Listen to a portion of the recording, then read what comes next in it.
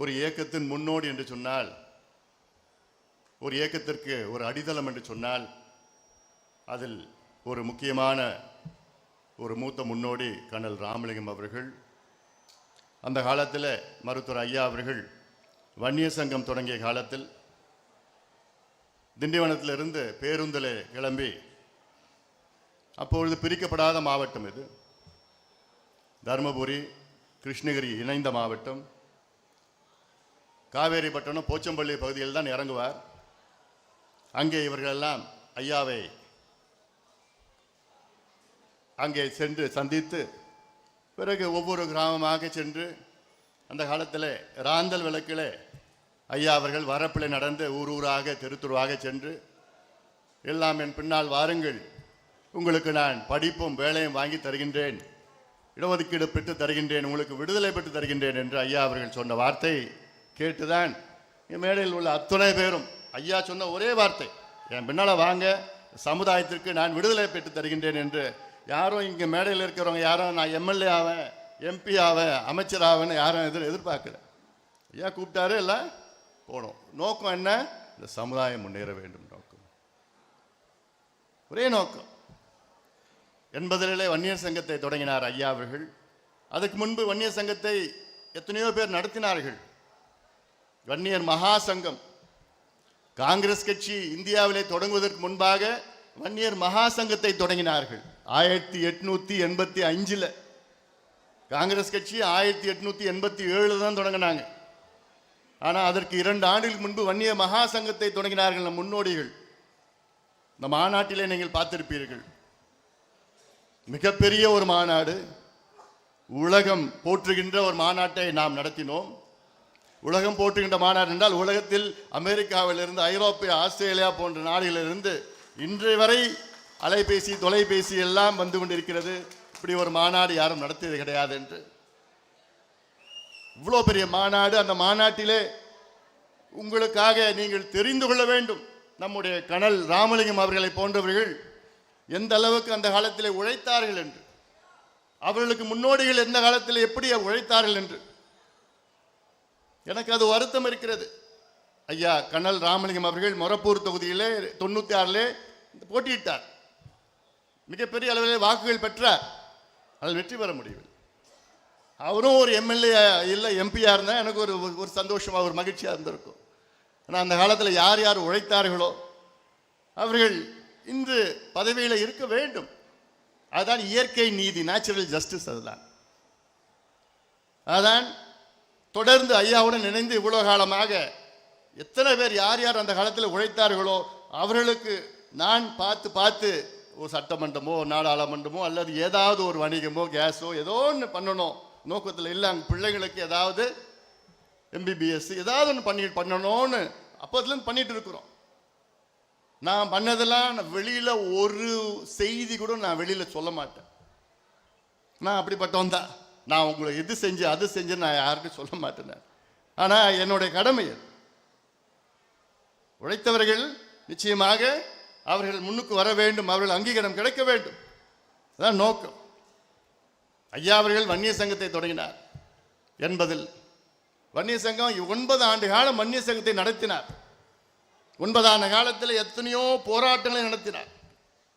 ரயில் மறியல், சாலை மறியல், பட்டநாமம், தூக்கு கயிறு, என்ன எதுக்கு?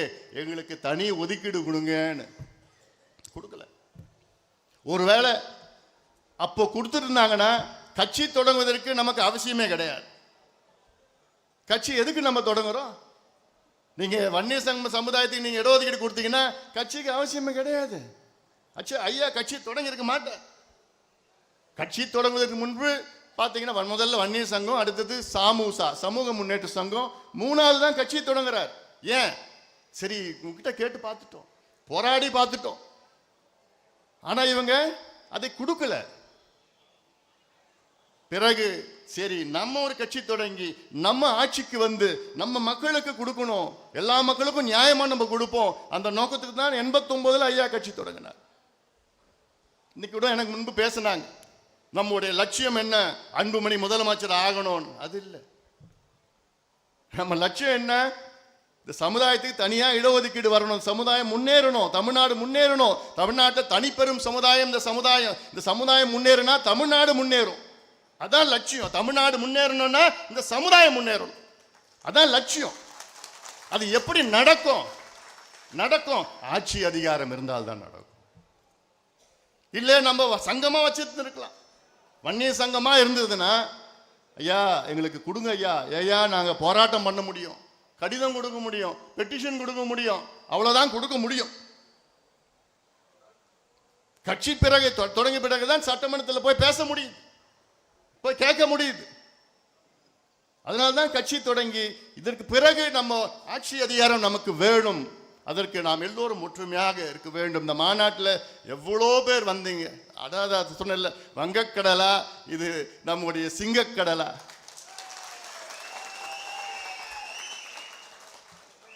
இதுவரை தமிழ்நாட்டில் எந்த கட்சியோ எந்த இயக்கமோ இது போன்ற ஒரு மாநாட்டை நடத்தியது கிடையாது, இனியும் நடத்த முடியாது அவர்களால். எனக்கு அது ஒரு வருத்தம். என்னன்னா, அதுல கிட்டத்தட்ட 40 விழுக்காடு நம் சொந்தங்கள் உள்ள வர முடியல. 30 கிலோமீட்டர்ல டிராபிக் ஜாம். பாவம், அதுவும் பெண்கள். ஐயா நாங்க 6 மணி நேரம் பஸ்ல உட்கார்ந்துட்டு இருந்தோம், எப்படியாவது வந்துடணும். ஒவ்வொரு இடத்துலையும் போய் பார்க்குறப்ப எனக்குலாம் அப்படியே வலிக்குது. ஐயோ என்னடா இது, அவ்வளோ பேர் இன்னும் வந்தாங்கன்னா முடிஞ்சு போச்சு, அவ்வளோதான். இதை பார்த்து பொறாமையில் இருக்கிறாங்க. இந்த கூட்டத்தை பார்த்து, இந்த மாநாட்டை பார்த்து, என்னடா இவங்களை போய் இப்படி ஒரு மாநாடு நடத்தின, நவீனமான தொழில்நுட்பங்கள், ஏஐயில், ட்ரோன்ல இருந்து பாராசைடில் இது என்னென்னமோ பண்ணிட்டு இருக்காங்களேன்னு அவங்களால தாங்க முடியல. அதனால தான் நம்ம பேரை எப்படியாவது கெடுக்கணும், பொறாமை வயிறுல எரிஞ்சிட்டு இருக்குது ஆளுங்கட்சிக்கு. அதனால தான் யாரையோ ஏவி விடுறாங்க, நம்மளை திட்ட வர்றான். சில பேருக்கு எலும்பு போடுறான், அந்த எலும்பு வாங்கி சில நான் குழைச்சிட்டு இருக்குங்க நம்மளை பார்த்து. வயிற்றுச்சல். ஆனா அவனுக்கு தெரியல, அவன் பிள்ளைக்கும் அவன் பேர பிள்ளைக்கும் நம்ம போராடிட்டு இருக்கோம், அவனுக்கு தெரியல, அந்த எலும்புக்கு தெரியல. அதை பத்தி கவலையே இல்லை. நம்ம நோக்கம் என்ன? சமூக நீதி. இந்த மாநாட்டை மிக வெற்றிகரமாக நடத்தியிருக்கின்றோம். ஆனால் அதில் என்னன்னா, சின்னையா நடத்திட்டா. நான் எல்லாம் நடத்தலை மாநாட்டை, நீங்க தான் நடத்துனீங்க. அந்த முழு கிரெடிட் உங்களுக்கு தான். அந்த கிரெடிட் நான் பேர் வேணா எடுத்துக்கிட்டேன், அவ்வளவுதான். நம்ம கட்சியினுடைய அத்துணை நிர்வாகிகளும், நம்ம சங்கத்தில் அத்துணை நிர்வாகிகளும், குறிப்பாக நம்முடைய மாவட்ட செயலாளர்கள், எத்தனையோ மீட்டிங், எத்தனையோ கூட்டம், நேரடியா ஜூம் மீட்டிங் எல்லாம் எப்படியாவது பண்ணிடுங்க, எப்படியாவது பண்ணி தட்டி கொடுத்துட்டு மானத்தை காப்பாத்துறா. நடத்துறது மட்டும் இல்ல, பணமும் நிதியும் கொடுத்தீங்க நடத்துவதற்கு. கூட்டத்தையும் கூட்டு வந்து எப்படி எவ்வளோ அமைதியா. இதான் ராணுவ கட்டுப்பாடு. வேற யாராலும் பண்ண முடியுமா? அது வேற எந்த கட்சியாவது பண்ண முடியுமா? என் தம்பிங்க, என் அண்ணன்கள், என் தங்கைகள் காலையில 8 மணி 9 மணிக்கெல்லாம் வந்து அங்க உட்காந்துக்கிட்டு அமைதியா உட்காந்துக்கிட்டு நிகழ்ச்சி 7-8 மணி நேரம் உட்காந்துக்கிட்டு 10 மணிக்கு மேல கிளம்புறான். எந்த கட்சியாவது நடக்க முடியுமா? யாராவது இப்படி செய்ய முடியுமா? முடியாது. இதுல என்ன பியூட்டினா என்ன? இதுல அவனே செலவு பண்ணி, அவனே போட்டு, காசை போட்டு, பஸ்ஸை போட்டு, சாப்பாடு 3 வேளைக்கு அவனே எடுத்து வந்து, குடிக்கிற தண்ணி எடுத்துட்டு வந்து, காலையில 4 மணிக்கு அங்க இருந்து போறான், டிராபிக் ஜாம்ல போறான். எவ்வளோ பொறுமை!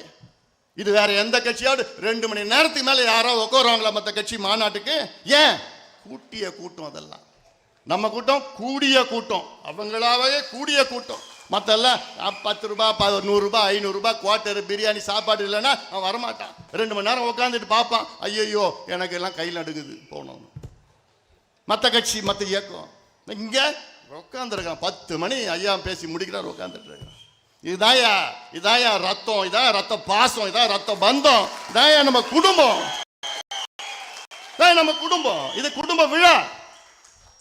யார் அரிசி பார்த்தாங்க, யாரும் என்னென்னமோ என்ன இப்படி பண்றாங்க, அப்படி பண்றாங்க. அதை நான் சொல்லிட்டேன், இது எங்க குடும்ப விழா, இது எங்க பாரம்பரியம். இந்திர விழா, வசந்த விழா. எங்க அந்த மாமல்லபுரத்தில் அந்த கடற்கரையில் 1000 ஆண்டுகள் நம் சொந்தக்காரங்க முன்னோடிகள் எல்லாம் அங்க கூடி சாப்பாடெல்லாம் எடுத்து வந்து அந்த சித்ரா பௌர்ணமி எப்போ அங்க மகிழ்வோடு பேசிட்டு போவாங்க. அதானே நம்ம பண்ணோம், இதுதான் நம்ம பண்ணோம். அது மட்டும் இல்லை, என் தம்பிங்களுக்கு இப்போ இருக்கிற 20 வயசு 30 வயசு முன்னெல்லாம் நமக்கு வரலாறு தெரியல. எங்க இருந்து வந்தோம், எதுல இருந்து வந்தோம், சொல்ற விதத்தில் சொன்னாதான் அவனுக்கு புரியுது. சொல்ற விதத்தில் சொல்லணும். இல்ல நாகப்ப படையாச்சுன்னா யாருக்காவது தெரியுமா உங்களுக்கு? முன்னாடி அஞ்சலை அம்மாலாம் யாருக்காவது தெரியுமா? நம்முடைய ஆணைமுத்து ஐயானா தெரியுமா? இல்ல. வரிசையா படத்தை போட்டு இவங்க தான் இதான் செஞ்சாங்க, இவங்க தான் இதான் செஞ்சாங்க முன்னோடிகள். எவ்வளோ வள்ளல்கள் சமுதாயத்தில் இருந்தாங்க. அவங்களுக்கு நம்ம ஏன் அதை போட்டு காமிச்சவங்களுக்கு நீங்க தெரியணும். உங்க பிள்ளை உங்க பேர பசங்க வரலாறு தெரிஞ்சாதான் அந்த எந்த இடத்துல நீங்க எந்த எங்க இருந்து நீங்க வந்தீங்க, எங்க இருந்து நீங்க வந்தீங்க, அதை நீங்க எல்லாம் ஒவ்வொருத்தரும் பெருமையா நீங்க பார்க்கணும். வரலாறு தெரியலன்னா அப்புறம் அது வாழத்தை வேஸ்ட். அதுக்காக தான் இவ்வளோ செஞ்சது, அந்த வரலாறு எல்லாம் செய்தது. அதனால இதெல்லாம் இந்த மாநாட்டினுடைய வெற்றி இங்க இருக்கின்ற என்னுடைய சக தோழர்கள் தான் யாரு? நான் என்னமோ அது தலைவரோ நீங்க எல்லாம் அதெல்லாம் கிடையாது. என்னுடைய subordinate, not my subordinates, you are my colleagues. அப்படின்னா என்ன தெரியுமா? சபார்டினேட்ஸ்னா கீழே அடிபணிந்து வேலை செய்யறவங்கலாம் கிடையாது. எனக்கு கூட சமமா நின்று பணியாற்றி நம்முடைய இலக்கை எட்டுகின்ற நபர்கள், கொலீக்ஸ். அதான் என்னுடைய மனசுல இருக்கு. அப்படி சொல்லிதான் செய்ய முடியும். இல்ல நான் பெரியவன் நீ பெரியவன் அதெல்லாம் தட்டி கொடுத்துதான் எல்லாம் பண்ணி இன்னைக்கு வெற்றி யாரு? உங்களால் தான் வெற்றி வந்தது. ஒரு மாநாட்டை மிகப்பெரிய அளவில் வெற்றி பெற்ற நாம் ஏன் அடுத்த ஆட்சிக்கு வர முடியாதா, திட்டமிட்டு வர முடியாதா? என்ன அது கேட்பாங்க. மாநாடு வேற ஆட்சி வேற, எல்லாம் எங்களுக்கு நாங்கள் பார்த்துட்டோம், எல்லாம் தெரியும் எங்களுக்கு எப்படி செய்யணும்னு. ஒரே ஆண்டுல தமிழ்நாட்டில் மாற்றம் முன்னேற்றம் சொல்லி ஊரா போய் மாற்றணும் இல்லை, மனசை மாற்றணும் இல்லை, இப்ப செய்ய முடியாதா? என்னையா நாங்க கேட்டோம்? இந்த பிள்ளைங்களுக்கு படிப்பு கொடு, வேலை கொடு, அதான் கேட்டோம். அது தப்பு. அதுக்காக தான் நாங்கள் கூடணும். எவ்வளோ இந்த மாநாட்டில் எவ்வளோ தடைகள், எவ்வளோ இடைஞ்சல்கள். தூக்கம் இல்லை, எனக்கு நிம்மதி இல்லை, தூக்கம் இல்லை. எவ்வளோ தடைகள் வந்தது, ஒவ்வொரு கட்டத்திலும் தடைகள் வந்தது. ஆனாலும் இந்த மாநாட்டை நடத்தி ஆகணும், வெற்றிகரமா நடத்தணும். எல்லாம் உள்ள வச்சிருக்கு. கேஸ் போட்டாங்க, 4 கேஸ். கடைசியில் அந்த ஒரு கேஸ் என்னன்னா, 36 வருஷத்துக்கு முன்னாடி போராட்டம் பண்ணோமா, அப்போது மரம் வெட்டினாங்களாம், அதுக்காக மாநாடு இப்ப நடத்தக்கூடாதான். என்னையா அதெல்லாம்? சாலை மறியல் அப்போ வந்து மரத்தை வெட்டினாங்களாம், அதனால இப்ப மாநாடு நடத்தக்கூடாதான் கேஸ். இன்னொரு கேஸ் என்ன, 2013 12 ஆண்டுகளுக்கு முன்பு கலவரம் வந்துச்சான். எங்கயா கலவரம் வந்துச்சு? மகாபலிபுரத்தில் எங்க கலவரம் வந்துச்சு? மரக்காணத்தில் வந்தது. அந்த மரக்காணத்தில் கலவரம் வந்து யாரால வந்தது? பாதிப்பு யாரு? நம்ம தான் பாதிப்பு. நம்ம பிள்ளைங்க கிட்டத்தட்ட 6 பேர் கொலை செய்யப்பட்டாங்க. அவன் தான் கொலை செஞ்சான்னு நீதிமன்றத்தில் தீர்ப்பை கொடுத்துட்டாங்க. அப்புறம் யார் கலவரம் பண்ணா? எல்லாம் பாவம் ஒரு பக்கம், பழி ஒரு பக்கம். எவ்வளவு காலமா இதுல ஏத்துப்ப. அதனாலதான் நான் தொடர்ந்து உங்ககிட்ட சொன்னேன், டேய் தம்பிகளா அமைதியா வாங்கடா சொன்னா இல்லையா? தொலைக்காட்சியிலையும் ஜூம் மீட்டிங்லையும் ஒரு சின்ன பிரச்சனை வரக்கூடாதுடா. யாராவது ஒன்று தகராறு பண்ணா கூட அமைதியா இருந்துட்டு போடா. இப்ப நீ காட்டுறது வந்து நீ சத்திரியனா சாணிக்கேனா? மாநாடு முன்னாடி பண்ணணும், அமைதியா இருக்கு. விவேகம் தான் வேணும். வேகம் அப்புறம் பார்த்துக்கலாம், நேரம் வரும். வேகம் வரப்போ எப்போ நீங்க வேகமா இருக்கணும்னு அப்போ நான் சொல்றோம், அப்போ வரும், நேரம் வரும். நமக்கு வேலை நடக்கணும். எனக்கு என்னன்னா அடுத்தடுத்த ஆண்டுகள் நடத்தணும், மாநாடு நடத்தணும். ஒரு சின்ன பாரு 36 வருஷத்துக்கு முன்னாடி சம்பவத்தை எடுத்துருச்சு மாநாடு நடத்தப்பட கேஸை போடுறான். ஏன்னா இதுல ஒரு சின்ன சம்பவம், ஒரு சின்ன அசம்பாவிதம் எதுவுமே இல்லை. அதான்டா என் தம்பி, அதான்டா என் அண்ணன், என் தங்கச்சிக்கு ஒன்று சொன்னா அப்படியே கட்டுப்பாடு, ராணுவ கட்டுப்பாடு உணர்வாடு, அவ்வளோ உணர்வோடு அவங்களே வந்து செலவு பண்ணி வந்ததெல்லாம். இதெல்லாம் எந்த கட்சி எந்த இயக்கம் இந்தியாவில் நான் சேலஞ்சு பண்றேன், யாராலும் இந்தியாவில் பண்ண முடியாது. இவ்வளோ வந்து பொறுமையா வந்து எவ்வளோ காலமா காத்துட்டு அதே நேரத்தில் உங்களுக்காக எல்லா ஏற்பாடுகளும் அங்கே ஒன்று திட்டமிட்டு ஒன்று செஞ்சு முடிச்சோம். ஒன்று செஞ்சு முடிச்சோம். இதெல்லாம் ஏன்னா நம்ம சொல்லணும், ஏன்னா அதுக்கப்புறம் மாநாடு முடிச்சு சொல்றதுக்கு எனக்கு வாய்ப்பு இல்லை. இன்னைக்கெல்லாம் நம்ம மாநாடை பத்தி பெருமையா நம்ம பேசிட்டு இருக்கணும். யாரும் நடத்தாத மாநாடு, அடுத்து இவ்வளோ நம்ம கூட்டம், இவ்வளோ நிகழ்ச்சிகள், இவ்வளோ வரலாறு யாரும் பண்ண முடியாது. இவ்வளோ செய்திகளை நம்ம சொல்லியிருக்கிறோம். ஆனால் இந்த நேரத்தில் சில என்னுடைய தம்பிகள்லாம் இந்த பதிவு போடுறான், அந்த பதிவு போடுறான். இவன் நம்ம எதிரி நமக்குள்ள இல்லையா? நம்ம எதிரி ஆளுங்கட்சி திமுக நமக்கு இடஒதுக்கீடு கொடுக்கல, அவங்க தான் நம்ம எதிரி. இன்னைக்கு முதலமைச்சர் ஸ்டாலின் நினைச்சிருந்தாருன்னா இன்னைக்கு 2 ஆண்டுகளுக்கு முன்பு இந்த சமுதாயத்துக்கு தனியா இடஒதுக்கீடு கொடுத்திருக்க முடியும். ஏன் கொடுக்கல? இதுக்கு நீங்க கணக்கெடுப்பு நடத்த வேண்டாம். சாதி வாரிய கணக்கெடுப்போ சர்வே எதுவும் நடத்த வேண்டாம். உச்சநீதிமன்றம் தீர்ப்பு கிட்டத்தட்ட எவ்வளவு நாள் தெரியுமா? உச்சநீதிமன்றம் தீர்ப்பு 1150 நாள்.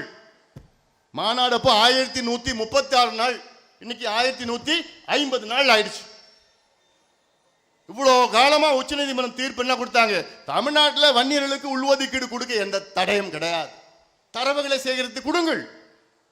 ஏன் தரவுகள் சேகரிக்க முடியாதா? உங்களுக்கு தான் பிற்படுத்தப்பட்ட ஆணையம், பேக்வர்ட் கிளாஸ் கமிஷன் புதுசா அமைச்சிங்களே, கெசட் நோட்டிபிகேஷன் பண்ணீங்களே, 3 மாதத்திற்குள் தரவுகளை சேகரிக்கணும் சொன்னீங்களே, அதுக்கு கொடுத்திருக்கலாமே. ஏன் கொடுக்கல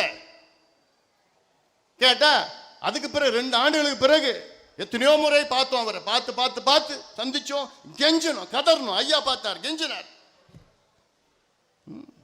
கொடுக்குறேன் ஐயா, என்கிட்ட கொடுக்குறேன், நிச்சயமா கொடுக்குறேன்.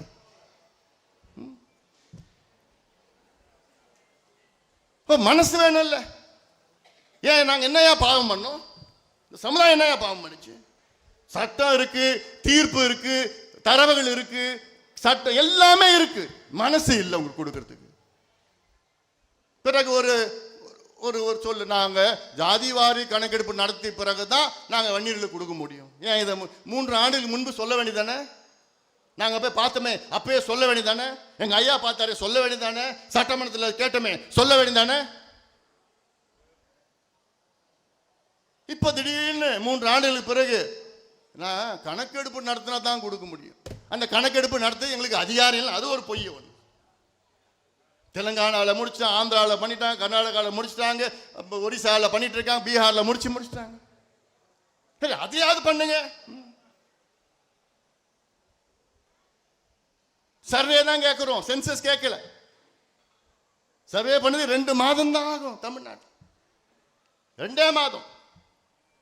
அது பண்ணி இப்போ கூட நினைச்சாருன்னா பண்ணி 2 மாதத்தில் பண்ணி கொடுத்துட்டு போலாம். ஆனால் பண்ண மாட்டார், மனசு. அத பேசுங்கடா. உங்களுக்குள்ள பதிவுலாம் போடாதீங்க. எல்லாம் நம்ம ஒரே குடும்பம். இந்த மாநாடை பத்தி பெருமையா பண்ணுங்க. யார் நம்மளை ஏமாத்தினாலும் அதை பண்ணுங்க.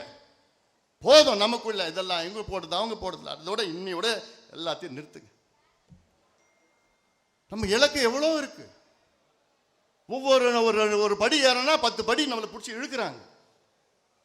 ஒவ்வொரு கட்டத்திலையும் நம்ம மட்டும்தான் போகக்கூடாது, நம்ம மட்டும்தான் முன்னேறக்கூடாது, வேற எல்லாம் போகலாம். நம்ம என்ன அடியால் தான் அவங்களுக்கு, மற்றவங்களுக்கு பிரச்சனைனா நம்மளை கூப்பிடுவோம். ஐயா நீங்க வந்தா பிரச்சனை தீரும். நம்ம போவோம்.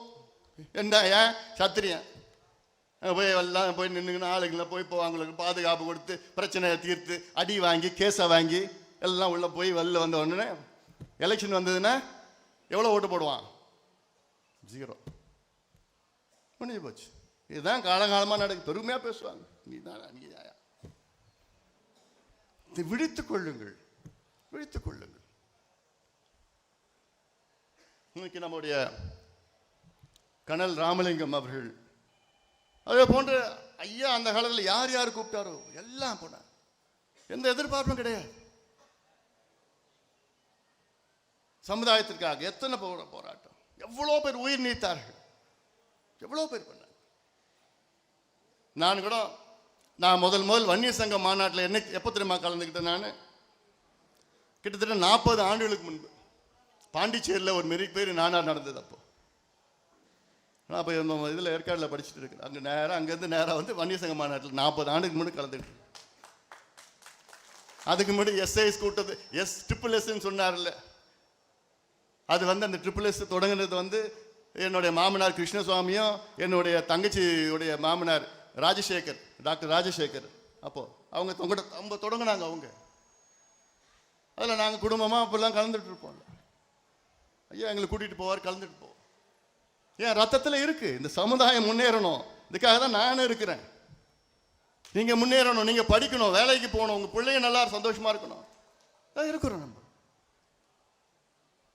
நான் முதல் கொடி கட்சி கொடி ஏற்றினது நம்ம கார்த்திக் இருக்கிறார், சேலத்தில் என்னை ஏற்ற வச்சார். எப்போ? 27 ஆண்டுகளுக்கு முன்பு.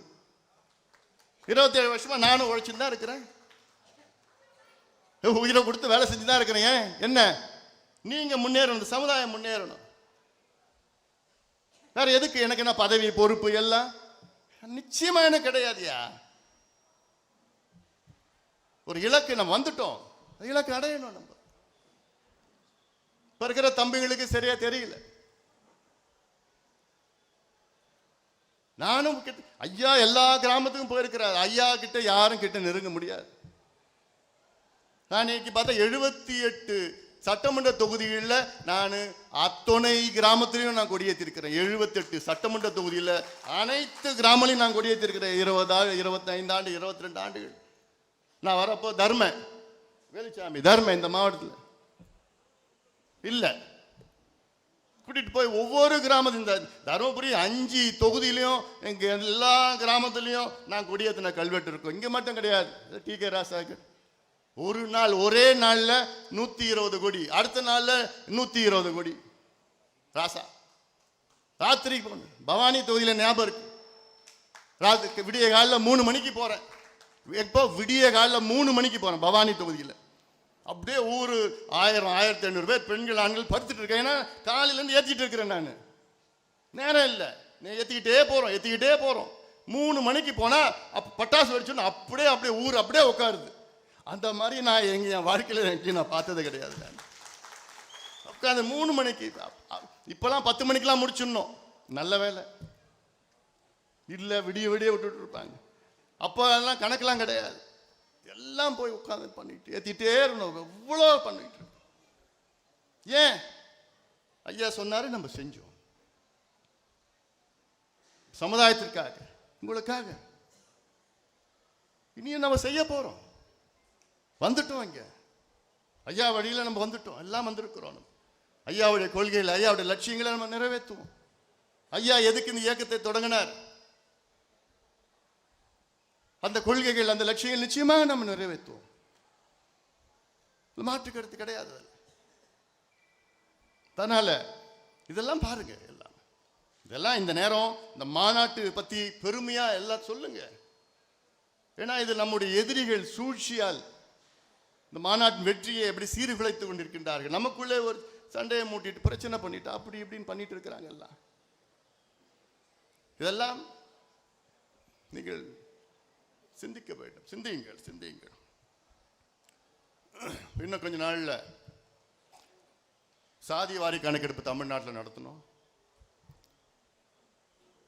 அதற்கு நம்ம போராட்டங்கள் எல்லாமே நம்மளுடைய இலக்கு நிறைய இருக்கு. நம்ம கொள்கைகள் இலக்கெல்லாம் இருக்கு.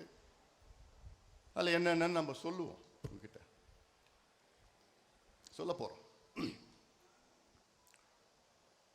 அதே வேளையில் என் தம்பிகள், என் தங்கைகள், அண்ணன்மார்கள் எல்லாம் அடுத்த கட்டத்துக்கு நம்ம எப்படி 26 நம்ம எப்படி ஆட்சிக்கு வருவோம், நம்ம கூட்டணி எப்படி ஆட்சிக்கு வரும், இதையெல்லாம் நாம் சிந்தித்து நாம் செயல்படணும். ஏன்னா இவன் சொல்றது இவன் சொல்றது யார் சொல்றதுலாம் இது மாதிரி இந்த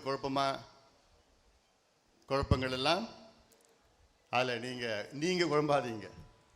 ஏன்னா நம்முடைய இயக்கம் ஒரே இயக்கம், நம்முடைய இலக்கு இருக்கிறது.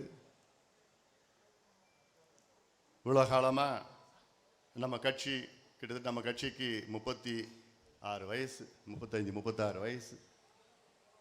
யாரோ ஆட்சிக்கு வந்திருக்கிறாங்க. இன்னும் நம்ம வர முடியல. நம்ம வருவோம், நிச்சயமாக வருவோம். கடந்த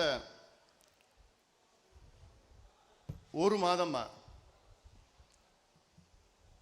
எனக்கு பயங்கர மன உளைச்சல், தூக்கம் இல்லை. எனக்குள்ள பல கேள்விகள் தினம் நான் கேட்டுட்டு இருக்கிறேன். என்னடா நான் தப்பு பண்ணேன்? என்ன நான் தப்பு பண்ணேன்? தூங்குறதுக்கு முன்னாடி இதுதான் எனக்கு மனசுல படும். தூங்கி எழுந்த உடனே எனக்கு ஒரு கேள்வி, என்ன நான் தப்பு பண்ணேன்? ஏன் நான் மாற்றப்பட்டேன்? எனக்கு தெரியல என்ன நான் தப்பு பண்ண. எனக்கு தெரியல. ஒரு மாசமா ரொம்ப மன உளைச்சல் நான் இருக்கிறேன். என்னுடைய நோக்கம், என்னுடைய லட்சியம், என்னுடைய கனவு எல்லாமே ஐயாவுடைய கனவு, ஐயாவுடைய லட்சியத்தை நிறைவேற்றுவதுதான் என்னுடைய கனவு. வேற என்ன இருக்க போகுது? இவ்வளவு காலமா ஐயா என்னென்ன சொன்னாரோ அதை செய்து முடித்தவன். இனியும் ஐயா என்ன சொல்கிறாரோ அதை நிச்சயமாக ஒரு மகனாக, கட்சியின் தலைவராக நிச்சயமாக அதை செய்து முடிப்பேன். அது என்னுடைய கடமை. அது என்னுடைய கடமை. அது நம்ம இலக்கு என்ன? சமுதாயம் முன்னேறினால் தமிழ்நாடு முன்னேறும். தனிப்பெரும் சமுதாயம், கேரளாவில் ஈழவர் சமுதாயம் இருக்கின்றார்கள். அவர்கள் தனிப்பெரும் சமுதாயம். அவர்களுக்கு அங்கே 14 விழுக்காடு இடஒதுக்கீடு. தமிழ்நாட்டில் வன்னியர்கள் தனிப்பெரும் சமுதாயம். எதுவும் கிடைக்கல. நேற்று கூட ஒருத்தர் வந்தார், எனக்கு பத்திரிக்கை வச்சு போனார். திமுகவில் ஒரு முக்கியமான நபர், அவர் மகனுக்கு கல்யாணம். அவர் சொன்னார் என்கிட்ட, ஏன் நீங்க சொல்ற வரைக்கும் மாநாட்டில் நாங்கள் எல்லாம் பார்த்தோம், நீங்க சொல்ற வரைக்கும் எனக்கு புரியல. இவ்வளோ பின்தங்கி இருக்குது அந்த சமுதாயம். நீங்க எவ்வளோ உதாரணங்கள் சொன்னீங்க. காவல்துறையில் இன்னைக்கு 109 பேர் உயர் அதிகாரிகள் இருக்கிறாங்க. டிஜிபி, ஏடிஜிபி, டிஐஜி, ஐஜி 109 பேர் இருக்கிறாங்க. அதில் எத்தனை வன்னியர்கள்லாம் ஒருத்தர் தான். அப்ப என்ன அர்த்தம்? எம்பிசி 36 ஆண்டுகள் ஆகிறது. 36 ஆண்டுகள்ல ஒரே ஒரு வன்னியர் தான் உயர்ந்த காவல்துறை அதிகாரியா வந்திருக்கிறார். இதுதான் சமூக நீதியா? ஆனா அரசு என்ன சொல்லுது?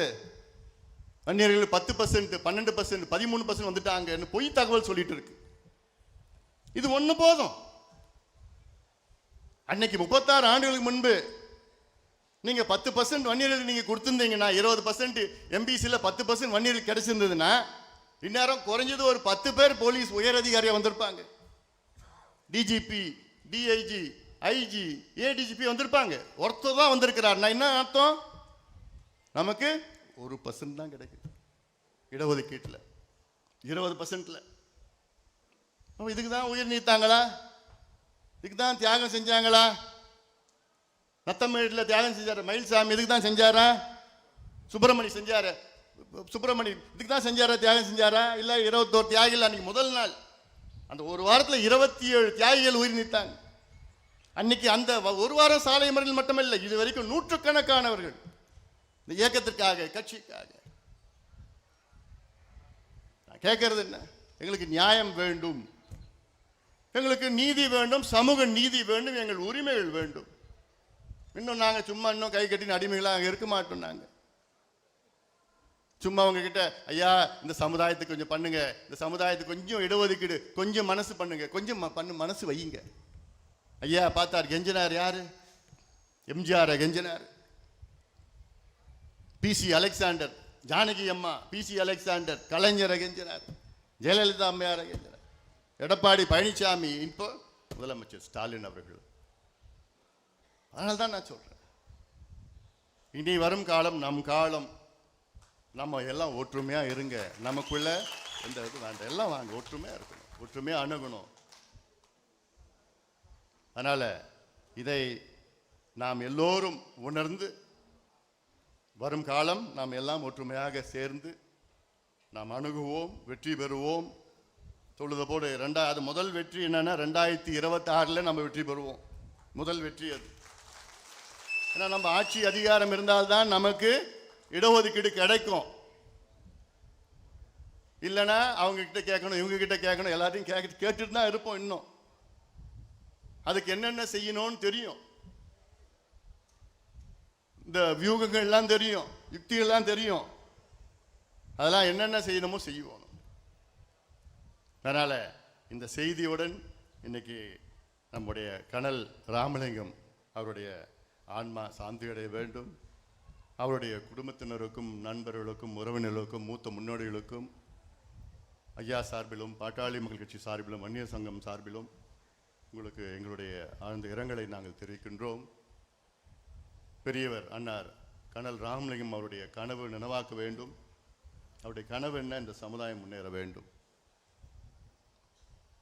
அதை நாம் எல்லோரும் ஒன்றாக இணைந்து அவர் கனவை நாம் நினைவாக்குவோம் என்று சபதம் ஏற்று நாம் ஒவ்வொருவரும் சபதம் ஏற்போம் என்ற நேரத்திலே சொல்லிக்கொண்டு அமர்கின்றேன். நன்றி.